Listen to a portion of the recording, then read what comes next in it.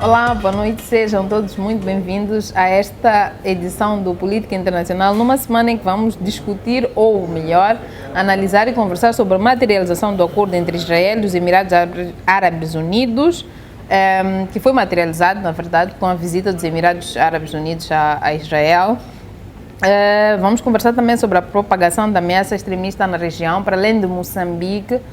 A Tanzânia, que também já tinha registrado ataques terroristas, nesta semana também registrou ataques com o mesmo padrão que ocorre em Cabo Delgado, na região de Ntuara, e também o facto de que a China, segundo dados do Fundo Monetário Internacional, ultrapassa os Estados Unidos como a maior economia global. E para fazer essa discussão temos como convidado o Dr. Edson Murazek, a quem agradeço por mais uma vez fazer parte do Política Internacional. Boa noite, Dr. Murazek. Muito obrigado. Boa noite, Agnes. Muito obrigado por mais este convite para conversarmos em torno da atualidade internacional, como disseste, para conversar em torno da novela que está a continuar nas relações entre os Estados Árabes e Israel, em que estamos agora a ver a formalização de algo que já tinha sido anunciado, que é o estabelecimento de relações diplomáticas formais entre Israel e os Emirados Árabes Unidos, também para conversarmos a propósito desta questão de terrorismo em Cabo Delgado, que agora está a se provar que não é um problema apenas de Moçambique, mas sim é um problema da região, a partir deste momento em que os mesmos insurgentes ou terroristas estão a fazer ataques não só no território moçambicano, como também no território vizinho, o que constitui o que prova ser uma ameaça não só a Moçambique, como a outros países da região, porque se também estão a atacar a Tanzânia, pode ser que também avancem para outros países. E também este assunto sobre a China, né, que já há muito tempo se fazem previsões de que eventualmente a China poderá ultrapassar os Estados Unidos. Neste caso, parece que o Fundo Monetário confirma que ultrapassou economicamente. Exatamente, supostamente é a maior economia do mundo e os Estados Unidos passam para o segundo lugar, que é algo que não acontece, quer dizer, não me lembro a última vez de ter ouvido uma situação destas em que os Estados Unidos ficam em segundo lugar, pelo menos desde a Segunda Guerra Mundial, que não ia falar deste tipo de cenário. Dr. Murazek, em agosto deste ano, Israel e Emirados Árabes Unidos assinaram um acordo de normalização diplomática que foi patrocinado pelos Estados Unidos, e nessa altura, em agosto, nós conversamos aqui sobre o que isto significava para a região.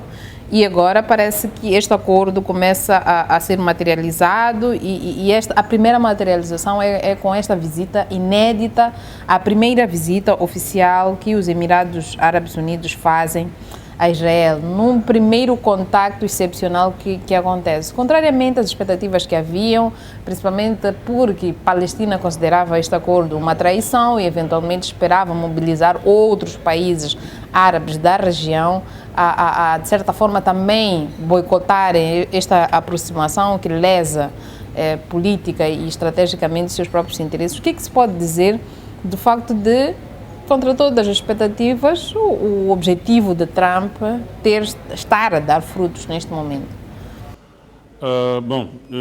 De facto, os objetivos de Trump estão a dar frutos, mas não é só o objetivo de Trump. Na verdade, são objetivos dos próprios Emirados Árabes Unidos. Talvez voltar um pouco ao passado para dizer que, desde que surgiu o Estado de Israel, foi proclamado no dia 14 de maio de 1948, depois de uma resolução que tinha sido aprovada pelas Nações Unidas, a resolução 181 em 1947.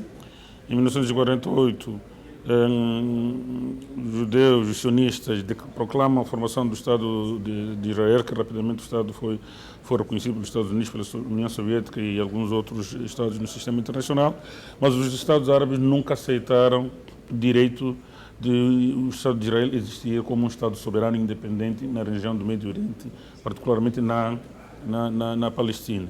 De tal modo que, no dia 15 de maio, 5 países árabes, nomeadamente Egito, Iraque, Egito, Iraque, Síria, Líbano e Transjordânia invadem o recém-proclamado Estado de Israel na tentativa de impedir a institucionalização ou a criação de instituições ou a formação de facto do tal Estado de Israel. Não conseguiram vencer os árabes nesta batalha. O fato é que a partir dali surge o chamado conflito israelo-árabe, isso no dia 15, porque antes não era o conflito israelo-árabe, porque Israel não existia como um Estado soberano. O que existia eram alguns problemas, algumas rivalidades que chegavam à violência entre duas comunidades, a comunidade judaica da Palestina e a comunidade árabe da Palestina. Mas a partir do dia 15 de maio surge o conflito israelo-árabe. E a partir daí, um conjunto de guerras foram travadas, a chamada guerra israelo-árabes, houve essa de 48 e 49, houve uma em 56, depois em 67, depois em 73, depois há um conjunto de outros eventos mais específicos entre Israel e a Palestina. O que é que eu quero dizer com isto? É que, desde essa altura, os Estados árabes nunca quiseram ou não queriam reconhecer Israel como Estado soberano. Eventualmente, ao longo da história da relação entre Israel e os Estados árabes, já começou a haver alguma tentativa de, sim, pode-se reconhecer a existência do Estado de Israel desde que sejam criadas as condições para que os árabes palestinianos também tenham um Estado soberano. Aliás, a Resolução 181 de 1947 das Nações Unidas previa a criação de dois Estados, um árabe e outro para os judeus. O dos judeus é este Estado de Israel. O dos árabes, a tal Palestina, que será o remanescente da Palestina, nunca chegou a ser criado. Então, a partir de 67, na Guerra de 67, a chamada Guerra dos 6 Dias, Israel ocupou territórios onde, pela previsão da resolução, devia se formar o Estado Árabe da Palestina. Estou a falar de Cisjordânia e da faixa de Gaza. A partir desse momento, os Estados árabes consolidaram mais a sua posição de que não querem ter relações com Israel porque ocupou territórios em que o Estado da Palestina, o Estado Árabe da Palestina devia ser estabelecido. E com a assinatura deste acordo em agosto, esperava-se que esta posição fosse eventualmente recuperada ou que os Estados fossem mais ativos ao reafirmar que não queriam estar ou ter relações, ou pelo menos manter relações do nível que parece vão começar a iniciar entre os Emirados Árabes Unidos. E considerando os Emirados Árabes Unidos uma espécie de pai para os países árabes e a importância que têm os Emirados Árabes Unidos, como é que se pode analisar este desenvolvimento? Não necessariamente a assinatura, porque ela ocorreu e esperava-se um boicote dos países árabes, mas estes passos subsequentes, posteriores à assinatura, que eventualmente não estavam pensados, ou pelo menos não eram aceitáveis para a maioria dos países árabes, ou pelo menos para a Palestina, no caso. Na verdade, esta coisa de não querer aceitar ou continuar a manter relações de hostilidade com Israel já não é bem o pensamento de todo mundo árabe. Já houve momentos em que, de facto, isto era assumido como aquela posição oficial dos Estados árabes em relação ao Estado de Israel. Daí que se travaram as tais guerras a que eu me referi de 48, 49, de 56, de 67, de 73. Se nós olharmos bem nas relações, essa coisa de não reconhecemos Israel enquanto não se formar o Estado árabe da Palestina, é mais uma questão de solidariedade em relação aos palestinianos que, à medida que o tempo passa, quando os Estados árabes, os diferentes Estados árabes colocam na balança, porque aqui o grande problema é a relação entre interesse nacional e interesse internacional. Qual é o interesse mais importante, mais valioso para um determinado Estado? Teoricamente, se nós estivermos a falar dos moralistas liberais, moralistas ou idealistas, diria que é melhor satisfazer o interesse internacional, ou seja, é melhor continuar a defender a posição de que não reconhecemos o Estado de Israel para pressionar Israel, de facto, a retirar-se dos tais territórios, que é a Cisjordânia e a faixa de Gaza. Os Estados não agem dessa forma, agem em função dos seus interesses. E quando colocam esta balança, interesse nacional e interesse internacional, muitas vezes o nacional é mais importante. É por isso que em 78, o Egito, apesar de ser na altura o ano mais velho do mundo árabe, foi o primeiro país a assinar um acordo de paz com Israel. Porque o Egito queria resolver um problema estruturante da sua economia, que era recuperar o Sinai, que tinha sido ocupado em 67 por Israel. Questões econômicas do país que estavam a ter problemas, preferiu assinar o acordo. E também um outro Estado que viu que o seu interesse seria melhor servido, estabelecendo relações diplomáticas com Israel, assinou um acordo. Estou a falar do Estado de a Jordânia.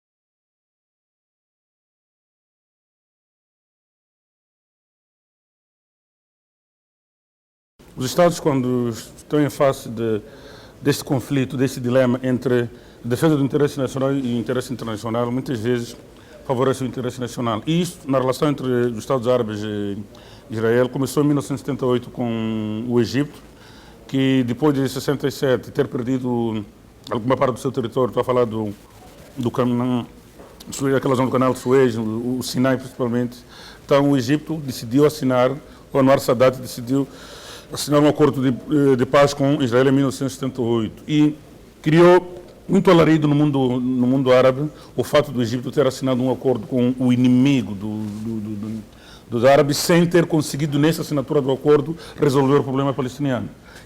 E até o Egito tentou fazer isso, negociar um acordo de paz com Israel, querendo colocar na mesa de negociações a questão também palestina para ser resolvida. Só que Israel recusou-se. E a posição de Israel era: vamos resolver o problema entre nós quem? Estado de Israel contra o Egito, que tinha a ver com o Sinai, e que a questão palestina seria deixada para mais tarde. Por causa disto, o Egito foi expulso da Liga Árabe, houve muita revolta no mundo árabe contra o Egito, que foi Anwar Sadat, que até foi considerado ser um presidente, como chama, traidor, e até pagou com a própria vida quando ele foi assassinado em 1981. Entendemos o Egito foi em algum tempo no passado, agora parece-me que eram também os Emirados Árabes Unidos e são também vários países árabes que, com a sua posição econômica e até geoestratégica, estavam em condições de negociar com a contraparte, quer seja Israel, quer seja os Estados Unidos, uma melhor solução para o problema palestiniano. Considerando que as relações fortes e até de apadrinhamento entre Israel e os Estados Unidos da América, como é que nós avaliamos aqui o facto de que este acordo tenha sido patrocinado pelos Estados Unidos, um pouco em defesa do interesse israelita, mas agora os Emirados Árabes Unidos parece que esquecem-se que também tem uma espécie de filho, afilhado também, ou de outros interesses, ou os interesses dos Emirados Árabes Unidos já não se coordenam ou já não são os mesmos com o do Estado israelita, quando as relações entre os Estados Unidos e Israel continuam tendo o mesmo interesse. Como é que isto funciona? Não é que os Emirados Árabes Unidos tenham se esquecido ou têm um interesse divergente? Dos palestinianos. Não se esqueceram dos palestinianos.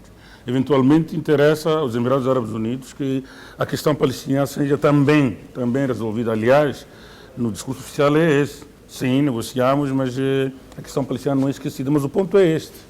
O Estado, quando se relaciona com outros Estados, tem que pesar e ver o que é que vale mais. Continuar a bater na tecla de que só podemos estabelecer relações diplomáticas, relações de amizade com Israel, depois de resolver essa questão palestiniana, ou resolver outro tipo de problemas também estratégicos importantes para os Emirados Árabes Unidos. Então, não é só a questão dos americanos terem patrocinado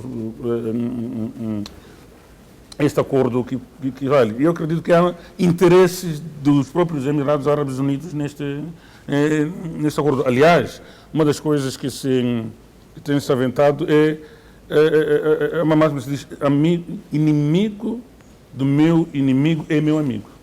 Porque mais do que a questão palestiniana, mais do que o problema que o mundo árabe tem com o Estado de Israel, alguns países árabes, principalmente os países árabes do Golfo, estou a falar dos Emirados Árabes Unidos, estou a falar do Kuwait, estou a falar do Bahrein, estou a falar da própria Arábia Saudita, têm um medo maior que não é Israel.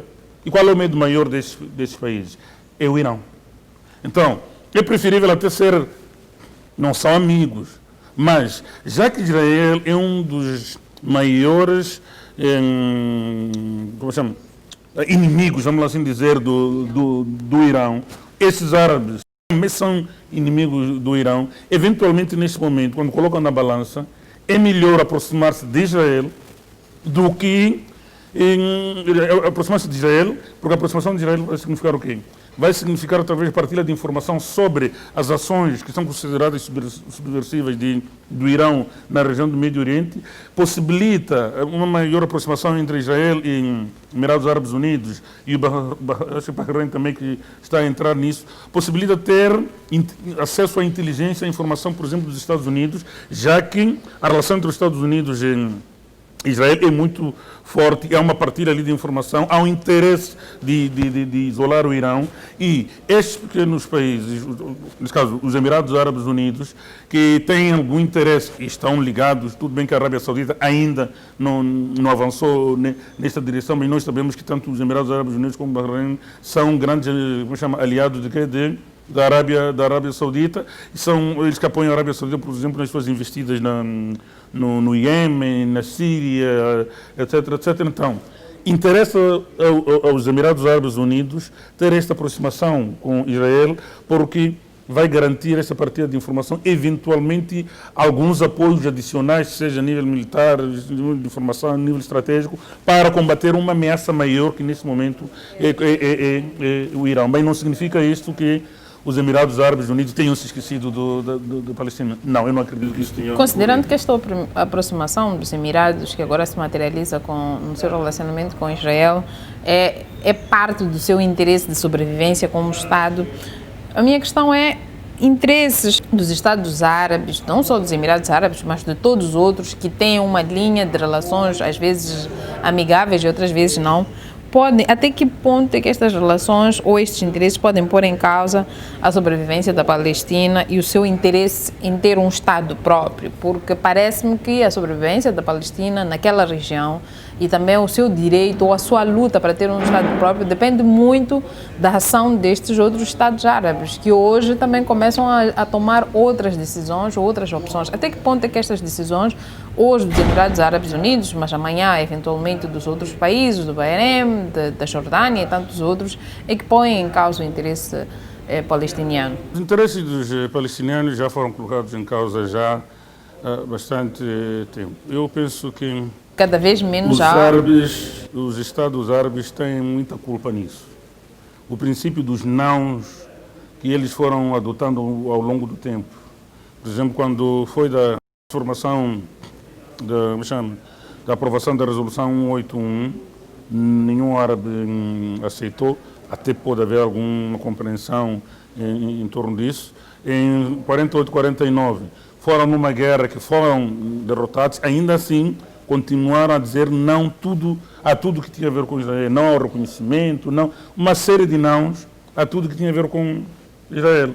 Aperceberam-se muito tarde de que é necessário começar a dizer sim a Israel, sim no sentido de que reconhecer que Israel é uma entidade, é um Estado soberano, independente e que tem direito de estar onde? Na região do Médio Oriente. Mas quando se aperceberam disso, já era tarde. Israel já tinha ocupado não só o território, que à luz da resolução 181 devia-se formar o Estado para os judeus, que é o Estado de Israel, como também já tinha ocupado os territórios que à luz da mesma resolução devia-se formar o Estado palestiniano. Então hoje, quando olham para o passado, quer dizer, acho que acordaram que já é tarde para aquilo, então é melhor começarmos a dizer o quê? Sim, vamos reconhecer o Estado de Israel, vamos estabelecer relações diplomáticas, mas na condição de que o Estado palestino também tem que existir. Só que hoje, Israel, olhando para a história do que foi acontecendo, não sei se está interessado, aliás, não está interessado, pela forma como mostra o seu comportamento, não está interessado em garantir a tal soberania,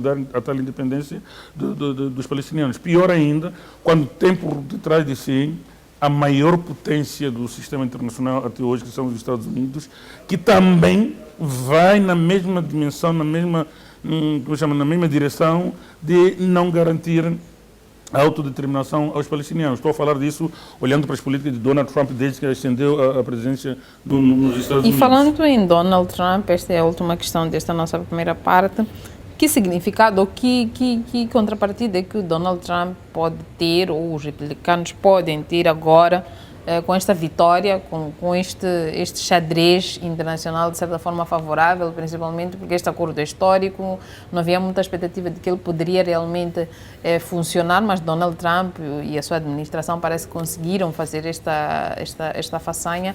Que resultados ou que contrapartidas é que isto pode ter para a política interna, principalmente se considerarmos que agora em novembro os Estados Unidos vão a eleições? Ou seja, na verdade a questão é como é que os movimentos de política externa dos Estados Unidos fora, principalmente no Médio Oriente, poderão influenciar nas eleições norte-americanas?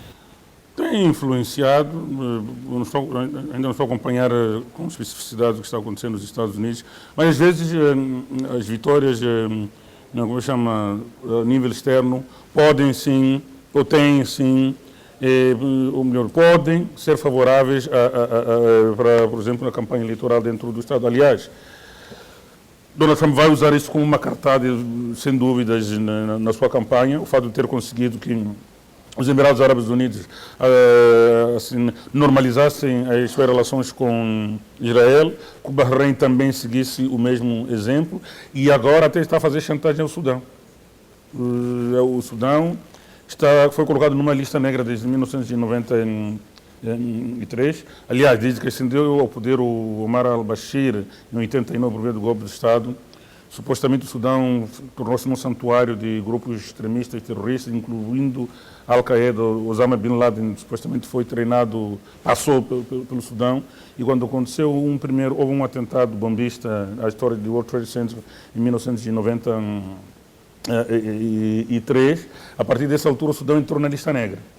Só que o Sudão, ao longo do tempo, principalmente depois do ataque de 11 de setembro ao World Trade Center, o Sudão foi, vamos assim dizer, foi tomando posições de estar colaboração, exatamente, colaboração com os serviços de inteligência dos Estados Unidos na procura, na captura de terroristas, de tal modo que, de 2001 para cá, disse que o Sudão conseguiu reunir os requisitos, por exemplo, para ser retirado da lista negra. Não foi retirado. E por que Donald Trump não retirou até agora? Porque estava procurando um momento apropriado para usar esta cartada eventualmente para depois ir usar nos Estados Unidos na sua campanha. E há poucos dias, o que ele fez? Os Estados Unidos deram um ultimato ao Sudão a dizer que ou normalizam as relações com Israel, ou então não vão ser retirados da lista negra. Então, a condição para ser removido da lista é a normalização de relações com Israel. Porque não necessariamente cumprir com os tais requisitos. Por que é isto? Porque é nesse momento que, se conseguir esta façanha, porque criou um problema no Sudão agora, já há debate mesmo no seio da elite sobre se aceitamos normalizar as relações ou continuamos a apoiar os nossos irmãos palestinianos dizendo que não queremos normalizar relações com o Estado de Israel. Então, se Trump conseguir isto, há de aparecer como o herói, nos Estados Unidos, eventualmente ao nível doméstico, na campanha eleitoral, sem dúvida, como o herói que conseguiu que 3 Estados árabes, num único mandato, pudessem normalizar as suas relações com Israel, porque nunca nenhum outro presidente conseguiu. Houve só um Estado em 78, 79, e depois o outro Estado, isso foi o Egito, o outro Estado que normalizou foi a Jordânia em 94, depois disso nenhum outro Estado árabe normalizou. Então, conseguir 3 Estados normalizar relações com Israel, sem dúvida que vai ser uma daquelas vitórias que ele vai jogar, como diz na gíria aí, na cara de todo mundo, a dizer que eu sou o tal que consegui unir Israel com estes países árabes. Termina assim a primeira parte do Política Internacional. Voltamos daqui a pouco para analisar os temas da segunda parte relacionados com a propagação da ameaça extremista na nossa região e também com o facto de que a China é considerada a nova maior economia na região, de acordo com as previsões e os dados do Fundo Monetário Internacional. Voltamos na segunda parte. Voltamos à segunda parte numa semana em que no mundo e de forma estranha, o FMI tirou dados, ou pelo menos divulgou dados, segundo os quais a China, mesmo em tempo do Covid, conseguiu ultrapassar os Estados Unidos como a maior economia global. Apesar de não haverem ainda várias reações, ou pelo menos grande discussão a nível da mídia global sobre este assunto, nós achamos que este é um dado importante a analisar. Dr. Moirazek, a China, contra todas as expectativas, a China que no início da década de 2000 ainda era considerado um país pobre, hoje aparecem as estatísticas do Fundo Monetário Internacional como aquela economia que ultrapassa, ou pelo menos ultrapassou os Estados Unidos como a maior economia do mundo. Ainda que seja um dado ainda por confirmar, é muito, eventualmente, como é que se diz em relações internacionais, é extraordinário que a China em 20 anos tenha chegado à primeira maior potência econômica do mundo. Que análise é que nós podemos fazer desta façanha? Bom, para nós que temos lido um pouco sobre essas questões de relações internacionais, questões de desenvolvimento internacional, não é tão surpreendente assim, porque já há previsões desde a década de 70 que foram sendo escritos, que houve autores que foram escrevendo livros, que já faziam estas previsões, falava-se de em 30 anos, em 40 anos, dependendo do autor. Os autores, por exemplo, que falavam da ascensão e queda das grandes potências, já havia esta previsão, olhando-se para o ritmo de crescimento econômico que a China tem seguido. Agora, é uma coisa que é preciso de ser dita.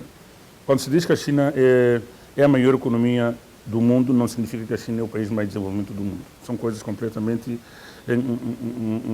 diferentes. Ser a maior economia do mundo e, aliás, como dizias, parece-me, se a memória não me traz, foi uma questão de ir confirmar, que a China continua, de facto, naquela lista de países ainda em desenvolvimento, mas é uma questão de ser analisada. Então, é a maior economia, não significa que é o país mais desenvolvido do mundo. Países mais desenvolvidos, aí estaríamos a falar de um conjunto de indicadores de desenvolvimento humano que,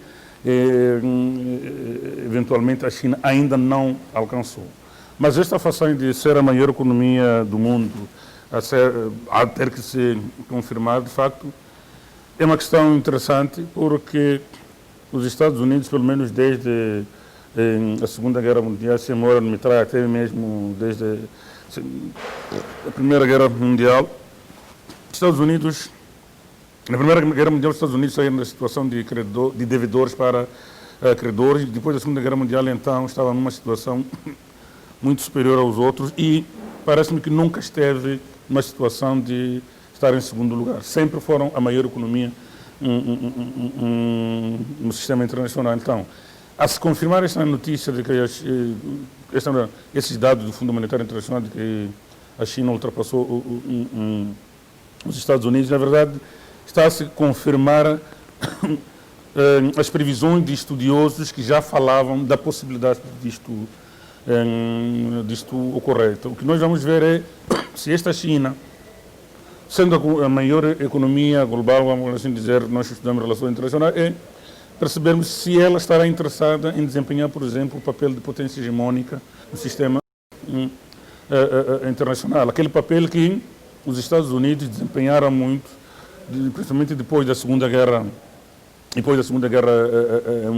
Mundial, pelo menos até o início da década de 70, quando o presidente Nixon se apercebeu que era muito caro continuar a desempenhar o papel de potência hegemônica, porque isso implica, às vezes, incorrer em perdas em favor do sistema internacional. E considerando o comportamento da China, mesmo antes ainda que as previsões realmente confirmem, considerando o comportamento da China, mesmo há 5, 10 anos, quando já se confirmava o seu crescimento rápido e a sua capacidade também de eventualmente contribuir com maior vigor nas questões internacionais, que previsão é que nós fazemos da própria China? Será que a China, à medida que se confirma que tem um poderio econômico, o poderio político já se confirmou, porque ela conseguiu conquistar espaços em África que são inquestionáveis na América Latina e também mesmo em algumas partes da Ásia, se consegue-se verificar este novo padrão de comportamento da China, o que nós podemos esperar desta China, que hoje parece que se confirma que tem realmente poder e capacidade para intervir um pouco mais e em prol das questões globais?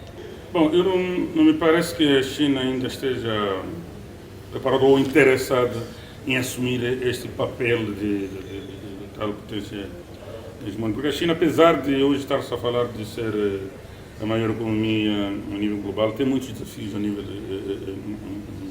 interno, em termos de consolidação, formação do próprio Estado chinês, que eventualmente não a permite fazer algumas distrações lá fora, tentando assumir os papéis de guia do mundo, de potência hegemônica, como por exemplo aquilo que faziam os Estados Unidos. Não me parece que a China ainda esteja preparada ou interessada nisso, porque tem problemas a nível interno, sejam de desenvolvimento, sejam tendo do próprio território, as questões de Taiwan, por exemplo, de Hong Kong, uma série de problemas que eventualmente nesse momento a sua preocupação é tentar consolidar aquele seu território, unificar o tal território. Então, essa questão de ser maior economia global vai continuar a dar prestígio à China, mas nos próximos tempos eu acho que devemos esperar uma China que vai continuar a manter aquele seu comportamento, por exemplo, de dizer que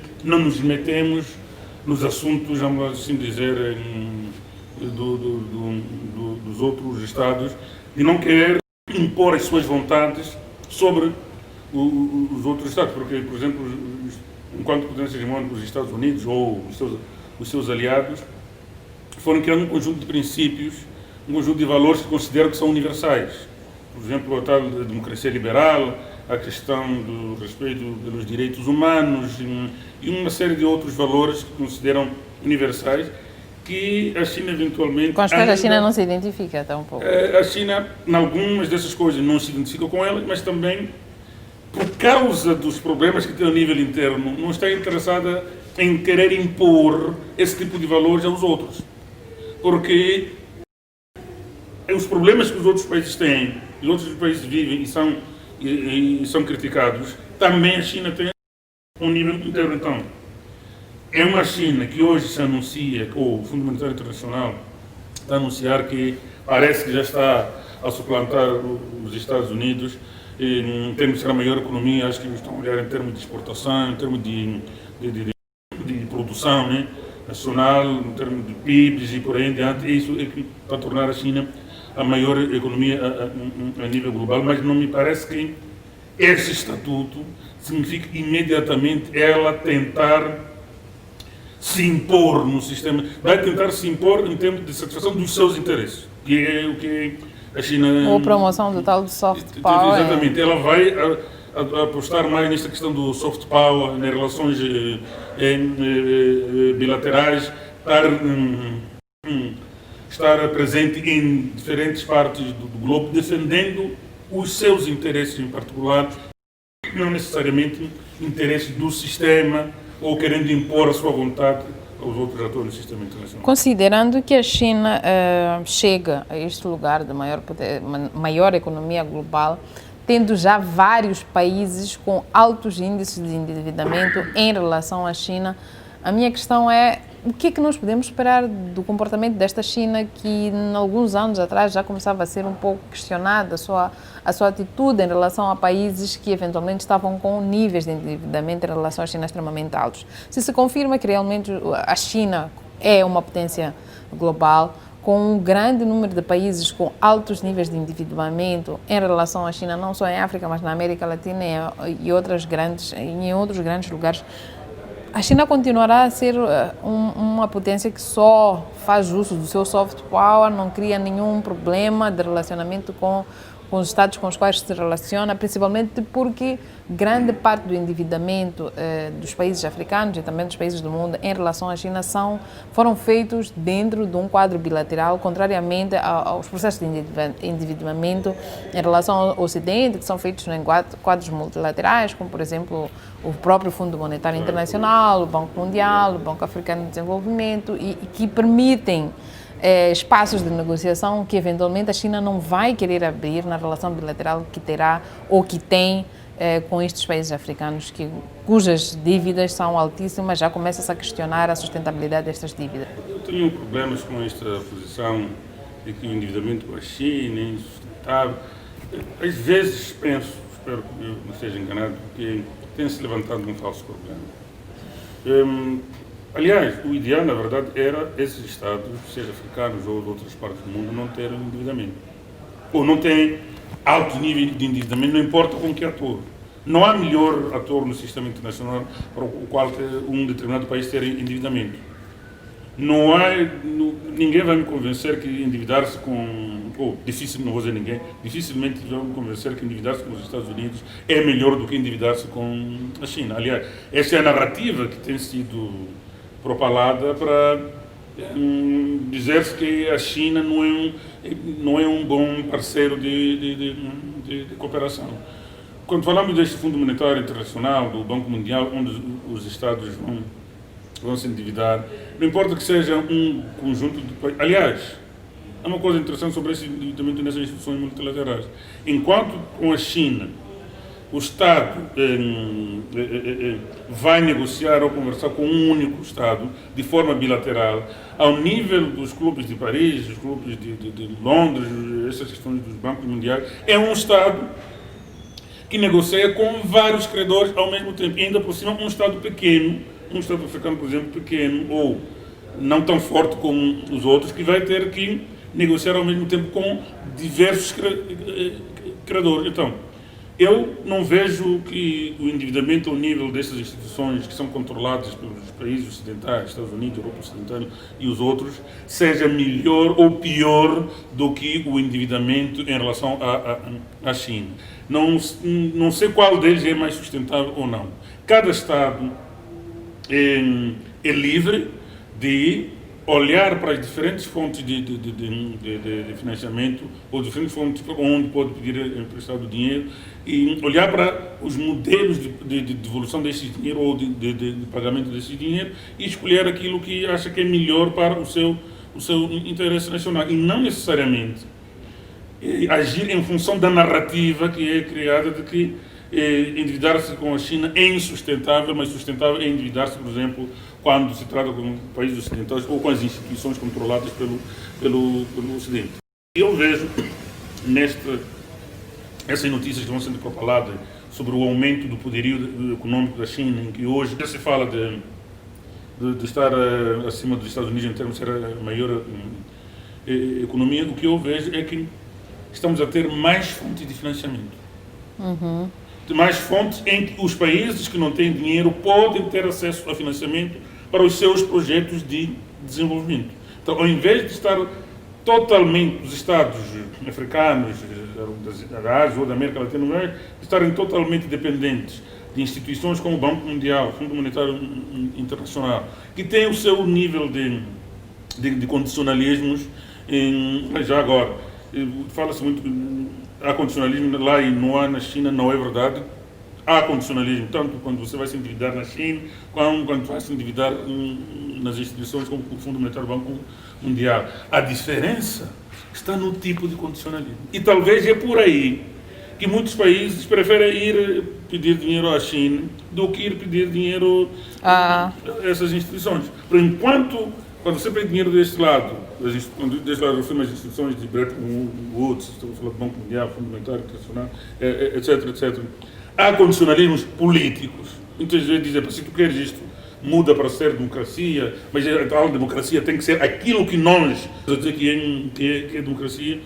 Quando vais à China, os chineses dizem o quê? Tenho dinheiro, desde que me devolves, e não há esse tipo de condicionalismo. Daí a preferência. Então, é uma narrativa que vem de um lado e quer vilipendiar o outro lado. Na verdade, há um conflito entre a ascensão do poder de coisa da China para a proeminência, para ser uma grande potência no sistema internacional, e há um conjunto de potências que sempre se assumiram como as tais, que estiveram sempre no topo. Então, quando vem o surgimento de um novo, que quer entrar no clube de grandes potências, que até quer suplantar, vai-se criando essa narrativa. Então, eu penso que não há melhor financiamento ou fonte de endividamento. Vai-se buscar dinheiro na China ou vai-se buscar na Europa. Na Europa ou nos Estados Unidos. O melhor, na verdade, dos países africanos conseguirem desenvolver os seus países a ponto de... Porque dívida não é problema. nunca foi o problema. Todos os países são endividados. E os países africanos nem são os mais endividados. O problema é se a dívida que você faz é sustentável, se você consegue pagar ou não. Vamos ao terceiro tema deste política internacional, que tem a ver com a propagação da ameaça extremista na região. Dr. Murazek, esta semana recebemos informações segundo as quais na região de Mtwara, na Tanzânia, aconteceram ataques com o mesmo padrão dos que aconteceram em Moçambique, um ataque terrorista com decapitação. E a minha questão é, será que é desta vez que os países da região começarão a tomar uma ação um pouco mais concertada, um pouco mais enérgica relativamente aos ataques que parece que estavam realmente confinados a Moçambique até os últimos 2 anos, porque no início também a Tanzânia já tinha tido estes ataques. O que significa primeiro estes novos ataques na Tanzânia e também como é que isto se refletirá na ação concertada que se espera dos países da região relativamente ao combate e eventualmente à prevenção do extremismo violento? Bom, eu de facto espero que haja, se não havia dimensões que nós conhecêssemos, que haja agora uma ação mais concertada, de fato, para combater o extremismo, porque esse ataque em Mtwara é uma prova, é a evidência de que, de facto, esse terrorismo não está localizado em Moçambique. Eu vinha me dizendo isso, já vinha sendo dito isso, que os grupos de insurgentes estão a atuar em Moçambique, não só apenas moçambicanos, mas são estrangeiros também que estão metidos nesse grupo, que vão perpetrando esse tipo de ataques, vão decapitando pessoas em Cabo Delgado. Então, esta expansão dos ataques, não só no território moçambicano, mas também para o outro lado da fronteira, é a prova de que, de facto, este é terrorismo transnacional, é uma rede transnacional que não só está a atuar em Moçambique, como também poderá ameaçar outros países vizinhos. Hoje é a Tanzânia, mas se continuar nesta senda poderemos ouvir outros problemas em outros países da região. Então, sendo uma ameaça à região, aos países da comunidade de desenvolvimento da África Austral, da SADC, de facto, há uma necessidade de haver uma maior concertação, maior apoio dos outros países para que essa ameaça seja contida antes que se alastre muito mais. Porque atacar Moçambique, atacar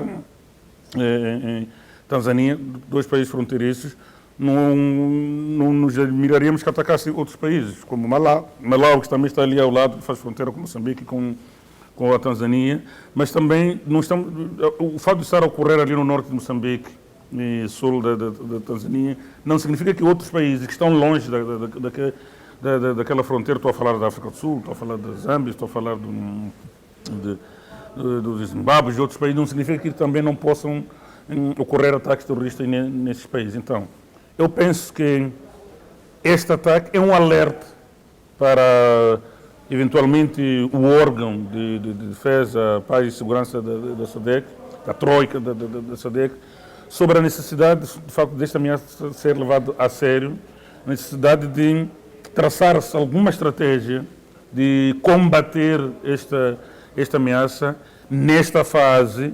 Até agora passaram 2 anos, não é, que está a fazer os ataques em Moçambique, mas talvez é bom, nesta fase, eventualmente pode ser muito mais fácil, entre aspas, tentar, com esforços conjuntos, tentar dirimir esta ameaça neste momento, do que se estes grupos, ou os ataques deste grupo saírem de Moçambique, já saíram de Moçambique, já estão na Tanzânia, vai ser mais difícil ainda se ouvirmos dizer que os mesmos já estão a atacar o Malawi, já estão a atacar a Zâmbia e outros países da região. Então, o que eu espero de facto é que, ao nível da SADC, ao nível do órgão de defesa, ao nível da Troika, haja alguma coisa que possa ser feita para que haja colaboração entre as forças de defesa e segurança dos países da região sobre como é que pode-se apoiar Moçambique e agora também a Tanzânia para se combater esta insurgência, que é uma ameaça não só para Moçambique, mas também para a região da África Austral. Muito obrigado, Dr. Murazek. Termina assim o nosso Política Internacional num dia em que discutimos a materialização dos acordos entre Israel e os Emirados Árabes Unidos, com a visita dos Emirados ao território israelita. Discutimos também a questão da China, que ultrapassou os Estados Unidos como maior potência econômica global, e também o facto de os ataques terroristas na região começarem a atravessar a fronteira moçambicana, com destaque para o ataque que aconteceu na região de Mtwara, na Tanzânia. Voltamos na próxima semana com mais temas de atualidade internacional para discutir e analisar consigo. Até lá!